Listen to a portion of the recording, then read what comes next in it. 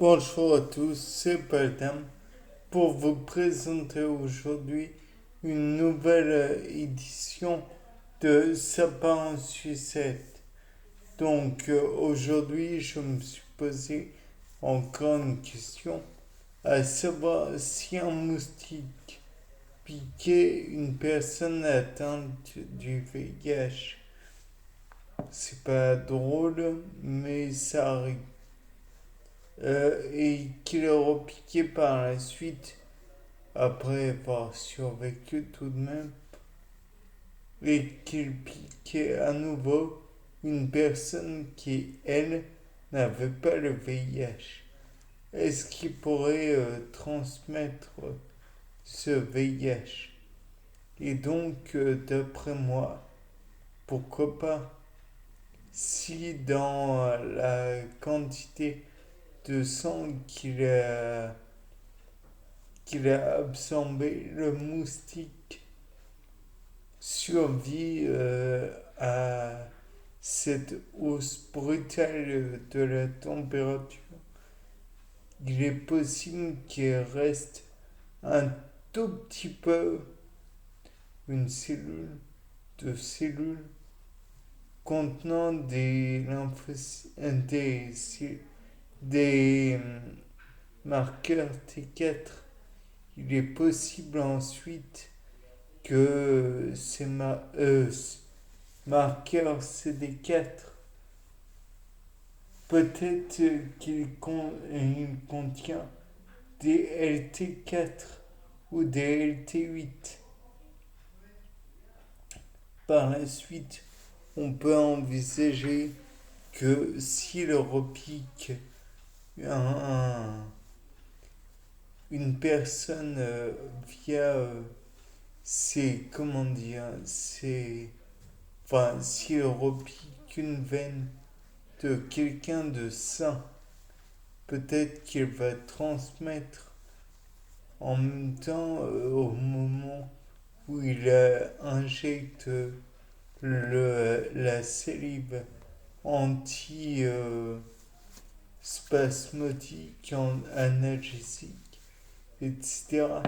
Peut-être que par la suite, ce, cette goutte de sang va même, si elle contient très peu de, de LT4, elle pourrait être nocive pour l'individu sain. Et l'individu sain qui, sur l'instant, n'a rien, pourrait devenir à la suite un individu ayant été atteint du virus. De plus, même si il n'y a aucun véritable LT4 qui a été transmis, peut-être pourrait-il y avoir encore sur au bout de la trompe quelques restants de la dégradation d'un LT4. Et donc ce marqueur CD4 qui pourrait être délétère. Ou alors, peut-être est-ce tout bonnement impossible.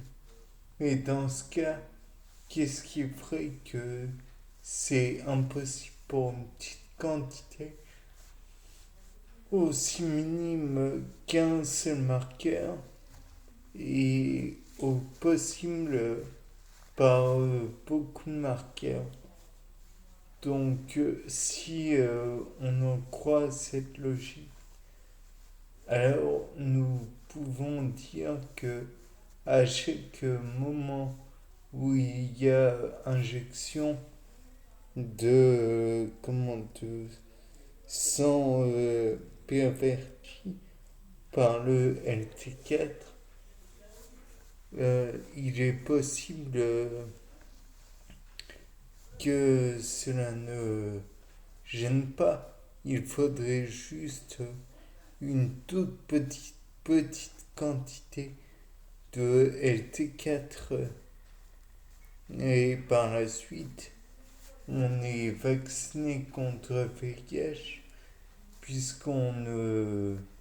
on n'a pas de récepteur contre le LT4.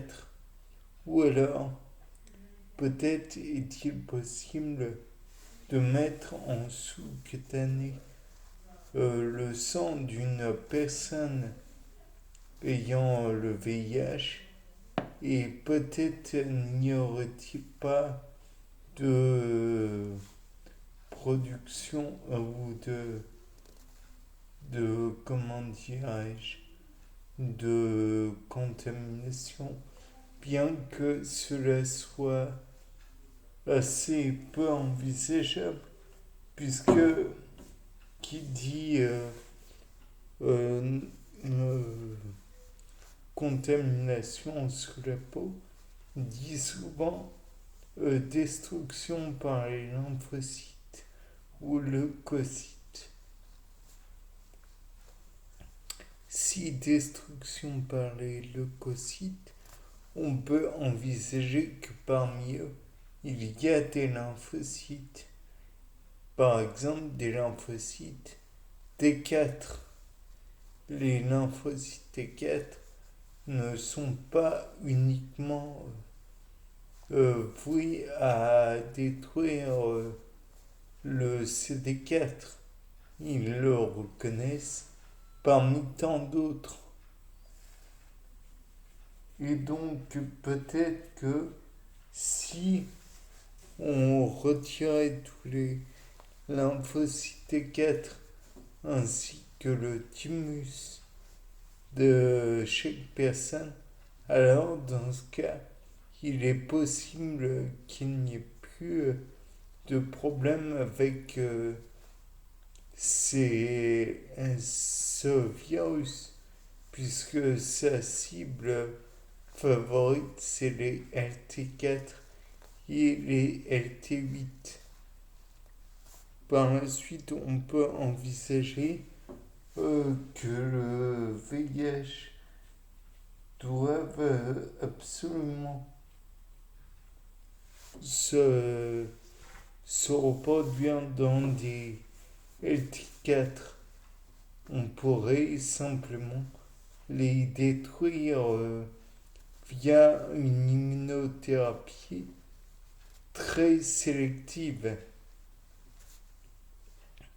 Après, avec des peut-être, on mettrait pareil en bouteille. Mais là n'est pas la question. De plus, le VIH étant une protéine assez simple, bien que encapsulée, un virus encapsulé plutôt, alors peut-être devrait-on chercher à détruire les différentes capsules et dans ce cas mettre des anticorps avec des protéases bien particulières qui pourraient elles-mêmes détruire le virus. Toujours est-il que vous sentez venir cette expression qui m'est chère. Vous le sentez? On ne peut pas savoir tant qu'on n'a pas essayé. Et comme je ne sais pas, eh bien, je ne peux pas savoir. Bon, après, bon entendeur, essayez. Au revoir. C'était Paul Dame pour un nouveau sapin en sucette.